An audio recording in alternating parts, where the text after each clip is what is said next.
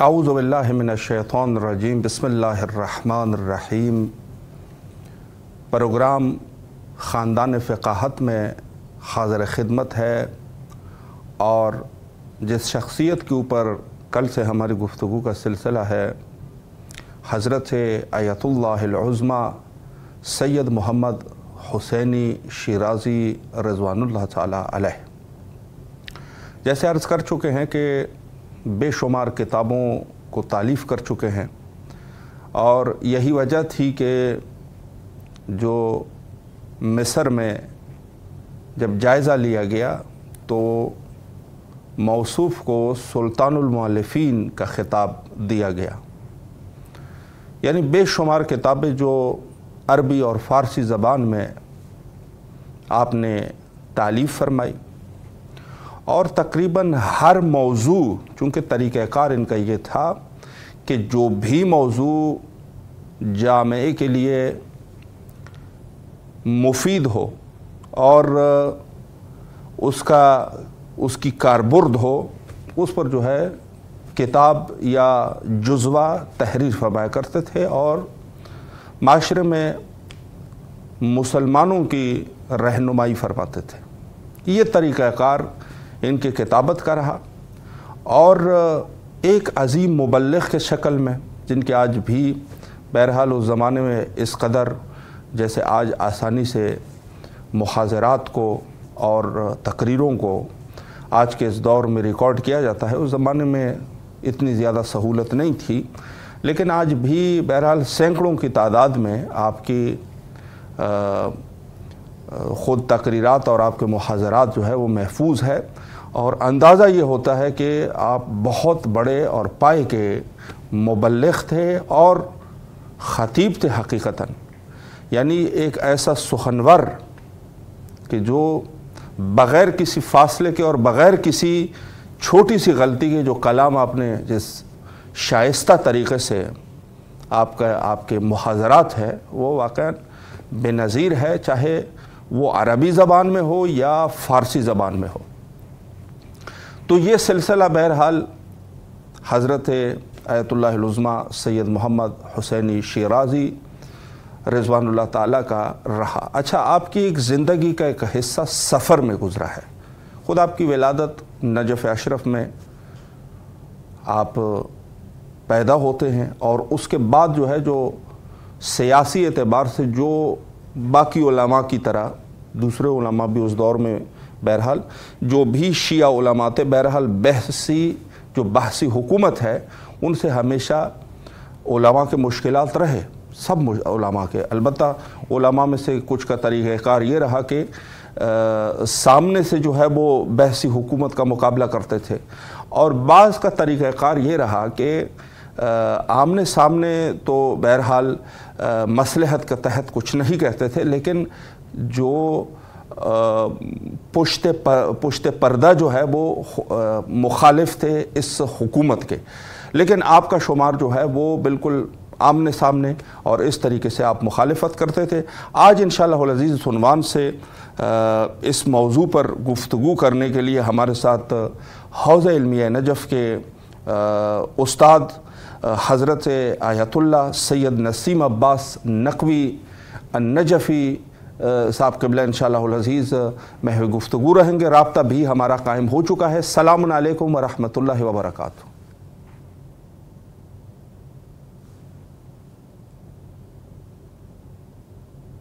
السلام علیکم۔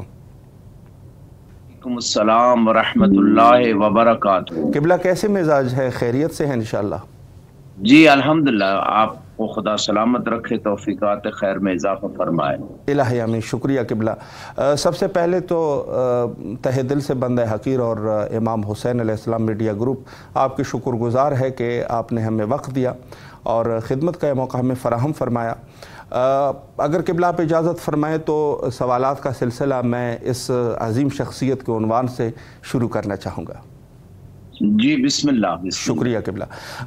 پہلا سوال جو ہے، خود چونکہ ہماری گفتگو جو ہے وہ حضرت آیت اللہ العظمیٰ سید محمد حسینی الشیرازی رضوان اللہ تعالیٰ علیہ کے عنوان سے ہے، تو پہلا سوال میں اس عنوان سے قبلہ آپ کی خدمت میں کرنا چاہوں گا کہ خود علم اور علماء ان کی کیا اہمیت ہے، اس عنوان سے قبلہ اگر ہمارے معلومات میں اضافہ فرمائیں۔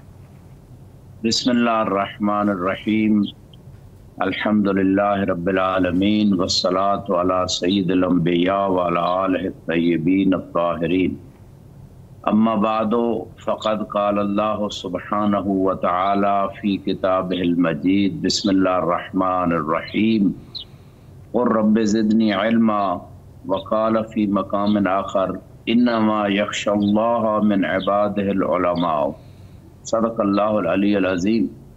محترم شاہ صاحب، یہ ٹاپک علم اور علماء کی اہمیت قرآن و حدیث سے، اس علماء نے باقاعدہ کتابیں لکھی، میں سمجھتا ہوں چند ایک آیات اور روایات ہی کافی ہیں، اور یہ دین ہی دین علم ہے، اور جس میں اللہ سبحانہ و تعالیٰ نے ارشاد فرمایا کہ بے شک علماء ہی اللہ سے ڈرتے ہیں۔ تو اس آیت میں ایک بات تو بالکل کلیئر ہو گئی کہ جب تک علم دین نہیں ہوگا، اللہ کی معرفت نہیں ہوگی، دین کامل کو انسان سمجھتا نہیں ہوگا، خدا کی مخالفت کا، خدا کے عقاب کا خوف نہیں ہوگا، بے شک، اور انسان ایسے زندگی گزارے گا کہ اس کی دنیا کی لائف بھی سکسیسفل نہیں ہوگی اور آخرت کی کامیابیاں بھی اس کا مقدر نہیں ہوں گی۔ اور چونکہ انما حسر ہے اور علماء جمع کا صیغہ ہے، لغت عربی کے اعتبار سے اس بات پہ اتفاق ہے کہ جمع پہ الف لام آ جائے تو سارے علماء کی بات ہے۔ یقیناً اس میں محمد وآل محمد انبیاء وہ اعلیٰ ترین مصداق ہیں، اس کے بعد جتنا کسی کا علم ہے اتنا اس کے دل میں خشیہ اور خوف خدا ہے، خدا کی مخالفت کا خوف ہے۔ تو یہاں پہ یعنی اس عالم کی بات ہو رہی ہے جو علم کی وجہ سے خدا کی نافرمان برداری نہیں کرتا۔ یقیناً ایسے لوگ جن کے پاس بعضوں کا دین کا علم آ جاتا ہے، شیطان کے پاس بھی مثلا علم میں دین تھا لیکن وہ خدا کا خوف نہیں تھا، خدا کی نافرمانی کی اس نے، تو ایسے لوگوں کی بات نہیں۔ تو یہ آیت بہت بڑی عظمت ہے علماء کی، اور اس میں تمام انسانوں کو بے مقدار ضرورت کم از کم علم حاصل کرنے کی طرف راغب بھی کیا جا رہا ہے کہ اگر آپ علم حاصل نہیں کرو گے، علم دین کے بغیر آپ خدا کا خوف نہیں رکھو گے، اس لیے نماز چھوڑ دو گے، روزہ چھوڑ دو گے، تمام جو واجبات آپ کے ذمے ہیں اس کو چھوڑ دو گے، حرام کاموں کو انجام دو گے۔ ایک تو یہ نقطہ۔ دوسرا، اسی قرآن مبارک میں ارشاد ہوتا ہے یرفع اللہ الذین آمنوا منکم والذین اوتوا العلم درجات، کہ اللہ سبحانہ و تعالیٰ آپ میں سے جو لوگ مومن ہیں اور جن کو علم عطا کیا ان کے درجات کو بلند کرتا ہے۔ اب خدا کے ہاں درجات کی جو حد بندی نہیں کی جا سکتی، چونکہ اللہ غیر متناہی ہے، اس کے قرب کے جو درجے ہیں وہ بھی غیر متناہی ہے۔ اسی لیے جو ہے نا اللہ سبحانہ و تعالیٰ جو ہے وہ بندوں کو دو چیزیں، ایک ایمان اور دوسرا علم، اس کی طرف رغبت دلا رہا ہے کہ اگر خدا کی بارگاہ میں آپ درجات کی بلندی چاہتے ہیں تو آپ ایمان اور علم کے زیور سے اپنے آپ کو آراستہ کر لیں۔ اور یہاں پہ ایک بعض اور روایات، جیسے کہ منیت المرید میں شہید ثانی نے روایات کو بھی ذکر کیا ہے، کتاب کافی میں روایات موجود ہیں کہ جس قدر کوئی عالم جتنے علوم سے آراستہ ہوگا اور جتنا اس نے لوگوں کو اس علم سے فائدہ دیا ہوگا، تعلیم و تدریس کی ہوگی، تالیف کی ہوگی، اتنا زیادہ اس کا روز قیامت مقام ہوگا۔ اور وہ عالم اپنے شاگردوں کی اور جس شخص نے اس عالم کے علم سے فائدہ لیا ہوگا اس کی شفاعت کرے گا۔ اور یہاں تک روایات ہیں محترم شاہ صاحب کے علم کے حوالے سے میں بات عرض کر رہا تھا کہ اللہ سبحانہ و تعالیٰ نے علم کی اہمیت اس قدر بیان کی ہے کہ سید الرسول جو کائنات میں سب سے زیادہ افضل ہیں، سب سے بڑے عالم ہیں مخلوق میں، ان سے بھی فرمایا قل رب زدنی علما، میرے حبیب آپ اللہ سے دعا کریں کہ اے میرے رب میرے علم میں اضافہ فرما۔ اس لیے ایک پورا چیپٹر ہے، کافی میں ایک پورا چیپٹر ہے کہ معصوم کا علم بھی بڑھتا رہتا ہے، یعنی خدا مزید انہیں علم عطا کرتا ہے۔ تو بہت ساری روایات اس حوالے سے بھی موجود ہیں کہ عالم کے دروازے تک اگر آپ ایک باب علم کا حاصل کرنے کے لیے گئے تو خدا آپ کے لیے جنت کا ایک دروازہ کھول دیتا ہے۔ سبحان اللہ۔ اور فرشتے اور مچھلیاں سمندروں میں، ہواؤں میں، پرندے، جنات اور خود جو ہے نا محمد و آل محمد جو ہے اس شخص کے لیے استغفار کرتے ہیں کہ جو خدا کی رضا کے لیے طلب علم کرتا ہے۔ جی محترم شاہ صاحب۔ جی قبلہ، بہت خوبصورت طریقے سے آپ نے وضاحت فرمائی خود علم اور علماء کے اہمیت کے حوالے سے۔ دوسرا سوال میں اس عنوان سے کرنا چاہوں گا، چونکہ آج جس شخصیت کے عنوان سے ہماری گفتگو کا سلسلہ ہے اور سلطان المؤلفین کا خطاب بھی ان کو دیا گیا تھا، تو میں اس عنوان سے سوال کروں کہ خود دین کے لیے حضرت آیت اللہ العظمیٰ سید محمد حسینی شیرازی رضوان اللہ تعالیٰ علیہ کے کیا خدمات تھے، آپ کی حیات طیبہ کس طریقے سے گزری ہے، اس عنوان سے بھی قبلہ اگر ایک وضاحت فرمائیں۔ جی اس میں کوئی شک و شبہ نہیں، جو بھی اہل علم ہیں اور جو علماء سے ریلیٹڈ لوگ ہیں پوری دنیا میں، وہ اس بات کو جانتے ہیں کہ یہ شیرازی خاندان فقاہت ہے۔ یہ فقاہت و اجتہاد ان کا کوئی پہلی نسل میں نہیں ہے، یہ نسلوں سے آ رہا ہے۔ اور وہ تمباکو کا فتویٰ، جو حرمت کا فتویٰ دیا تھا ان کے جد نے، وہ تو معروف ہے، جس کی وجہ سے جو غربی طاقتیں تھیں وہ پریشان ہو گئیں کہ اس اجتہاد و تقلید کے نظام کو کسی طریقے سے کنڈم کیا جائے تاکہ لوگ ان کی بات اور فتوے کو نہ لیں اور ہمارا بزنس اور ہم جو چاہتے ہیں وہ کر پائیں۔ تو اس خاندان کے طبعاً ایک تاریخ ہے، تو میں سمجھتا ہوں اگر بعض سیاسی اختلافات ہوتے ہیں، وجہ سے نظر میں اختلاف ہو جاتا ہے، تو اس وجہ سے کسی بھی کم از کم مومن کو، کسی شیعہ کو جو ہے نا، کسی خاندان کو یا کسی شخصیت کو کنڈم نہیں کرنا چاہیے، اس کے بارے میں نیگیٹو جو ہے نا وہ کمنٹس نہیں دینے چاہیے۔ اس کی جو خدمات ہیں اس کو آپ اپریشیٹ کریں، باقی جو اختلافی نقطہ نظر ہے اس کو آپ دلیل سے ایک دوسرے سے ڈیبیٹ کر لیں، اور یہی بات ہے قرآن نے بھی اس بات کی طرف بلایا ہے۔ تو تمام علماء کا احترام ہونا چاہیے، مذہب تشیع کے جتنے بزرگ علماء جس صدی میں گزرے ہیں یا موجود ہیں، سب کی رسپیکٹ ہو، سب کے پوزیٹیو کام کی جو ہے نا اس کو اپریشیٹ کیا جائے، اس کو قبول کیا جائے، اس نیکی کے کام میں تعاون کیا جائے۔ یہ قرآن نے حکم دیا، تعاون علی البر والتقوی ولا تعاون علی الاسم والعدوان، کہ نیکی اور تقوی میں ایک دوسرے کے ساتھ تعاون کرو اور گناہ اور زیادتی میں ایک دوسرے کے ساتھ تعاون نہ کرو۔ اس کا معنی یہ ہے قرآن کی آیت کا کہ مکمل کسی مومن سے چاہے جائے کہ کسی فقیر سے، کسی مومن سے نہ مکمل کٹ آف ہو سکتا ہے، نہ مکمل اس کے ساتھ ہر بات میں، یعنی اگر اسم اور عدوان کی بات ہے، گناہ کی بات ہے، تعاون کسی مومن سے نہیں ہوگا، اگر نیکی کی بات ہے تو اس سے تعاون ہوگا۔ قرآن نے قانون دے دیا، لہذا میں سمجھتا ہوں یہ خاندان بھی مظلوم ہے، اور خصوصاً سید جو ہے نا آقا بزرگوار رحیل مجدد اس دور کے، میں سمجھتا ہوں اس صدی کے جنہوں نے تاریخی کام کیا، 1500 سے بھی شاید زیادہ کتب جو ہے نا تعریف کی، ان میں سے اکثر کی طباعت بھی ہو چکی ہے، اور ہر فیلڈ میں، یعنی اب اس سے بڑھ کر کسی کا علم کیسے ثابت ہو سکتا ہے؟ ایک بندہ جو خدا جس نے 120 جلدیں میرے خیال میں، 120 جلدیں الفقہ کی، یعنی فقہ میں اتنی لمبا استدلالی بحث، اتنی جلدیں کسی اور عالم میں نے تاریخ تشیع میں نے لکھی۔ ٹھیک ہے دقت اور اس میں کمی بیشی ہو سکتی ہے، لیکن جو اتنا مواد ہے، اتنا میٹر فقہ کے میدان میں عطا کی ہے، اور تاریخ تشیع میں، ٹھیک ہے صاحب جواہر نے 44 جلدوں میں ان کی الجواہر آ چکی ہے، سید خوئی رضوان اللہ تعالیٰ علیہ کی فقہ کی مباحث 42 جلدوں میں آ چکی ہیں، لیکن اتنی زیادہ 110 جلدوں میں فقط الفقہ پہ اوپر استدلالی بحث خارج جو ان کی مباحث آ چکی ہے دقیق، یہ ایک اس دور کا میں سمجھتا ہوں انفرادی کام ہے۔ اسی طرح انہوں نے حوزوی کتابیں جتنی تھیں، کفایہ لے لیں، مقاصد لے لیں، منظومہ لے لیں، جتنی حوزوی مہم مشہور کتابیں تھیں ان کی شروع لکھی ہیں۔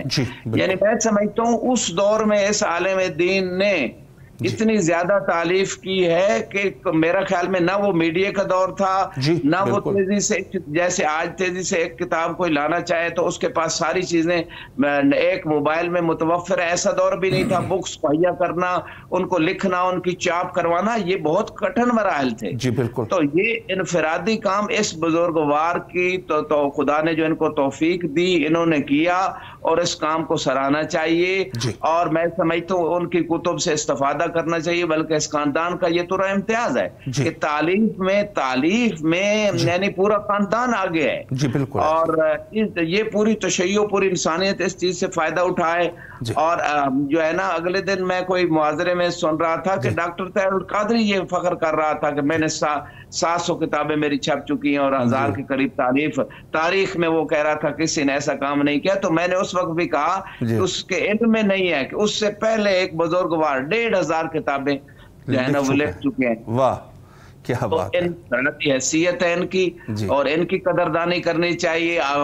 جس نے جو تعلیف کی ہے، جتنا کام کیا ہے، اس کو اتنا اس کی اپریشیٹ کر دی جائے۔ جہاں کوئی کوتاہی، کوئی اشتباہ، مغالطہ ہوا ہے، اس سے چشم پوشی کی جائے۔ معصوم ہوئی ہے جو 14 ہے، اس کے علاوہ نیگیٹو چیزوں کو اچھالنا میں سمجھتا ہوں کسی کی طرف سے بھی وہ اچھا نہیں، اور خصوصاً بغیر دلیل کے بعض لوگ جو ہے نا بغیر دلیل کے بہتان اور چیزیں لگاتے ہیں کہ فلاں ہے، یہ خاندان فلاں جنسی سے تعلق ہے، یہ بھی ظلم ہے بغیر دلیل کے۔ یعنی اگر کوئی دلیل ہے تو سامنے لے آؤ، ورنہ ایک خاندان نسل در نسل آ رہا ہے، خدمت کر رہا ہے، اور میڈیا کے ذریعے سے خدمت کر رہا ہے اس دور میں، خصوصاً جتنا میڈیا پہ یہ خاندان کام کر رہا ہے، یہ ضرورت کیا ہے، کوئی اور نہیں اتنا میڈیا پہ کام کر رہا۔ تو جو ان کی پازیٹیو چیزیں ہیں ان کو کیوں نہیں لے رہے؟ تو میں سمجھتا ہوں یہ ظلم ہے، اور مومن کو کسی بھی مومن پہ یا کسی فقیر پہ ظلم و زیادتی نہیں کرنی چاہیے۔ جی موسیقی اپنا کال بھی جی قبلہ بہت خوبصورت طریقے سے آپ نے وضاحت فرمائی۔ یقیناً یہ ایسی جو ہے سب کو ایسے ہی سوچنا چاہیے۔ ایک سوال میں اس عنوان سے کرنا چاہوں گا، البتہ ہمارے پاس ٹائم جو ہے تقریباً 5 سے 6 منٹ کا ٹائم ہے، کہ خود ان علماء اور بزرگان کی زندگی سے خود ہمارے لیے جو ہے وہ کیا زبدہ بچتا ہے، اور کیا چیزیں ہمارے لیے بچتی ہے، اور کیا ہمیں کس طریقے سے ان کو اپنا نمونہ بنانا چاہیے، اس عنوان سے بھی قبلہ اگر ایک وضاحت ہو جائے۔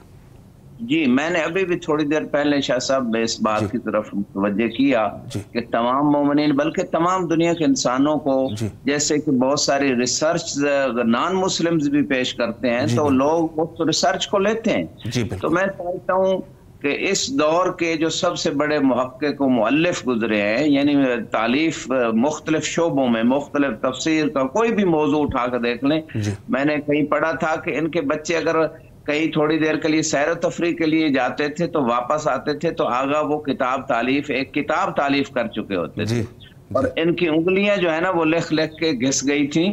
تو ایسے شخص کی قدردانی، اور اس دور میں جو اتنی مشکلات میں انہوں نے اتنی تالیف کی، ان تالیفات سے فائدہ اٹھایا جائے، باقی علماء کی تالیفات اور تحقیقات سے فائدہ اٹھایا جائے، اس سے خود انسان کو بھی فائدہ اور اس مؤلف کو بھی اجر و ثواب نصیب ہوگا۔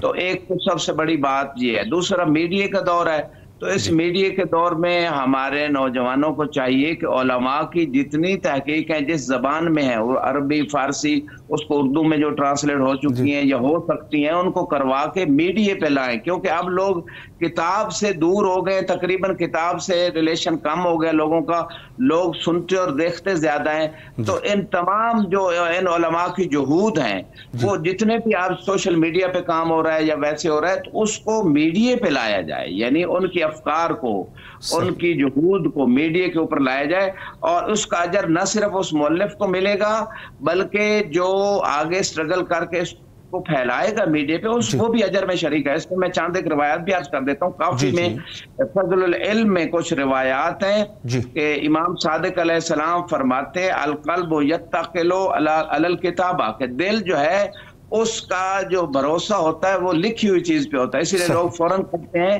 کہ بھئی کتاب کون سی ہے، حوالہ دکھائیں۔ تو یہ ابھی بصیر سے ایک روایت ہے کہ امام صادق علیہ السلام سے انہوں نے سنا اکتبوا فإنکم لا تحفظون حتی تکتبوا، امام نے فرمایا لکھو، آپ اس وقت تک یاد نہیں کر سکتے یہاں تک کہ آپ جو ہے نا وہ اس کو لکھ لو گے تو آپ کو یاد بھی چیز ہو جائے گی۔ پھر جو ہے ابن زریرہ سے امام صادق علیہ السلام سے انہوں نے سنا احتفظوا بکتبکم فإنکم سوف تحتاجون الیہ، اپنی کتابوں کی حفاظت کرو، ان قریب آپ ان کتابوں کے محتاج ہوگے۔ اسی طرح مفضل سے روایت ہے اختب وبث علمک فی اخوانک، مفضل سے آپ نے فرمایا کہ آپ لکھیں اور اپنے علم کو اپنے مومن بھائیوں میں آگے نشر کریں۔ سبحان اللہ۔ فَإِن بِتَّ فَأُورِثْ كُتُبَكَ بَنِيكَ، اگر آپ دنیا سے چلے جائیں تو اپنی کتابیں اپنے بچوں کو اس کا وارث بنا دیں. فَإِنَّهُ يَأْتِي عَلَى النَّاسِ زمان حرج لا يَأْنَسُونَ فِيهَا إِلَّا بِكُتُبِهِمْ. لوگوں پہ ایک مشکل وقت آئے گا، اس میں وہ لوگ کتابوں سے استفادہ کر سکیں گے. اور پھر اس کے بعد جو ہے امام علیہ السلام کی ایک آخری روایت آپ خدمت میں فرمایا، ایک شخص نے امام سے سوال کیا جو التفداق ان مشائخنا رواو عن ابی جعفر و ابی عبداللہ علیہ السلام وکانت تقیہ شدیدہ فقاتموا کتبهم. کہ ایک شخص کہتا ہے کہ امام صادق امام باقر سے روایتیں تو ہمارے بزرگوں نے نقل کی، لیکن شدید تقیہ تھا، ان کی کتابیں چھپا دی گئیں. ولم ترو عنہم، اور وہ کتابیں جب چھپ گئیں تو ان سے پھر آگے روایت نہیں چل پائی. تو فرمایا فلما ماتوا سارت الکتب الینا، اور جب وہ فوت ہو گئے، ان کے زمانے میں تو وہ کتابیں آگے نہیں گئی، لیکن ان کے فوت ہونے کے بعد وہ کتابیں ہمارے پاس آ گئی ہیں. اب ہم کیا کریں، آپ روایت کریں یا نہ کریں؟ فقال حدثوا بها فإنها حق. تو یہ جو بزرگوں نے کتابیں علماء نے لکھی ہیں، ان کو آگے بیان کرو، یہ حق ہے. تو یہ بات جو امام فرما رہے ہیں. اور آخری بات یہاں پہ میں یہ شیخ صاحب کرنا چاہوں گا کہ قرآن میں سورہ یاسین جو دل ہے قرآن کا، اس میں ایک آیت ہے وَنَكْتُبُ مَا قَدَّمُوا وَآثَارَهُم، کہ ہم جو ہے جو کچھ انہوں نے آگے بھیج دیا اپنے نیک اعمال اور یبرے، ان کو بھی ہم لکھ رہے ہیں، اور جو کچھ پیچھے چھوڑ کے گئے نیکی یا برائی کوئی بھی انسان، اس کو بھی ہم لکھ رہے ہیں. وَكُلَّ شَيْءٍ أَحْصَيْنَاهُ فِي إِمَامٍ مُبِينٍ. ہم ہر چیز کو امام مبین میں ہم نے رکھ دیا، یعنی اہل بیت میں اللہ نے وہ علم رکھا ہے. تو کہنے کا مقصد یہ ہے کہ قرآن میں بھی اللہ نے یہ حکم دیا ہے کہ کوئی ایسے نیک آثار چھوڑ جاؤ کتابت کی شکل میں، یعنی کتاب لکھ کے، کوئی مدرسہ، کوئی یتیم خانہ، کوئی ہاسپٹل کے، وہ تمہاری نیکیوں کا دروازہ کھلا رہے. اور یہاں پہ ایک روایت ہے شاہ صاحب کہ اگر ایک ورقہ بھی اگر کوئی لکھ کے چلا گیا جس سے لوگ فائدہ اٹھاتے رہے، تو وہ ورقہ جہنم اور اس شخص کے لکھنے والے کے درمیان جو ہے درمیان میں ایک رکاوٹ بن جائے گا. اور آخری بات یہاں سے امام باقر علیہ السلام کی کر رہا ہوں، فرمایا عالم ينتفع بعلمہ افضل من 70,000 عابد. کہ وہ عالم، مرید میں شہید ثانی نے اس روایت کو لکھا ہے کہ وہ عالم جس کے علم سے لوگ فائدہ اٹھا رہے ہیں، وہ 70,000 عبادت گزاروں سے افضل ہے. سبحان اللہ، سبحان اللہ. قبلہ اللہ آپ کے توفیقات خیر میں اضافہ فرمائے. ایک دفعہ پھر بھی تہ دل سے آپ کے ممنون اور مشکور ہے کہ آپ تشریف لائے اور ہمارے ذہنوں کو آپ نے نورانی فرمایا. قبلہ آپ سے التماس سے دعا کرتے ہیں انشاءاللہ العزیز کسی اور وقت پہ آپ سے انشاءاللہ وقت لینے کی کوشش کریں گے، اور انشاءاللہ تاکہ اس فیض عظیم سے اسی طرح فیضیاب ہوتے رہیں. التماس دعا قبلہ. آپ سب کی توفیقات خیر میں اضافہ فرمائے، اور آپ کی سعی کو بھی ہمیں قبول و مقبول فرمائے. الہی آمین، الہی آمین. شکریہ قبلہ. فی امان اللہ. اللہ حافظ، اللہ حافظ. جی بہت خوبصورت گفتگو آپ سماعت فرما رہے تھے حضرت آیت اللہ سید نسیم عباس نقوی النجفی صاحب قبلہ سے، اور انہوں نے اس عنوان سے کہ حتیٰ، بہت خوبصورت پیغام، کہ حتیٰ اگر ایک ورقہ انسان جو ہے وہ اپنے لیے چھوڑ دے اور لوگوں کے لیے وہ اسے استفادہ، یعنی قابل استفادہ ہے وہ جو انہوں نے جو لکھا ہے، تو جہنم یہ شخص جو ہے اس کی یہ کہا جا سکتا ہے کہ یہ اس کی نجات کا ذریعہ ہے. یعنی اس ایک ورقے سے جو ہے انسان اس کی نجات کے لیے کافی ہے. اور چیز جائی کہ پھر ایک شخص نے کتاب پوری لکھی ہو اور وہ بھی مفید کتاب لکھی ہو، اور یعنی یہ وہ صدقہ جاریہ ہے کہ جس سے جو ہے یہ بعد میں بھی، یعنی انسان کے موت کے بعد بھی یہ اس کے لیے جو ہے وہ توشے کو فراہم کرتا رہتا ہے. تو انتہا پر ہے وقت ہمارا، اور آخر میں حجت خدا کے ظہور کے لیے دعا کرتے ہیں. اللہم عجل لولیک الفرج.